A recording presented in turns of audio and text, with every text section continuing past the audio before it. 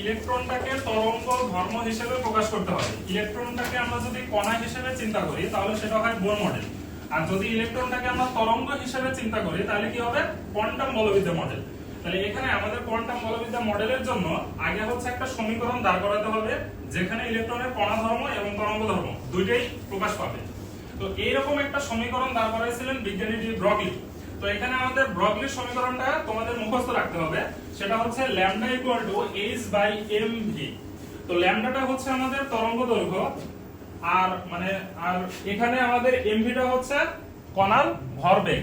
তাহলে এমভিটা হবে হচ্ছে কণা ধর্ম আর ল্যামডাটা হবে তরঙ্গ ধর্ম। তাহলে এখানে lambda equal to H by MV, এটা হচ্ছে আমাদের ব্রগলির সমীকরণ। এটা দিয়ে পরবর্তীতে বিজ্ঞানী শ্রোডিঞ্জার একটা তরঙ্গ সমীকরণ প্রতিষ্ঠা করেন। সেই তরঙ্গ সমীকরণ দিয়ে আমাদের হচ্ছে বলবিদ্যা মডেলটা তোমার হচ্ছে প্রকাশিত হয়েছে বা বলবিদ্যা মডেলটা আমরা পাইছি। তো এখানে একটা জিনিস খেয়াল করো যে আমাদের শ্রোডিঞ্জারের তরঙ্গ সমীকরণ, এখানে আমাদের একটা সমীকরণ দেয়া আছে। এই সমীকরণটাতে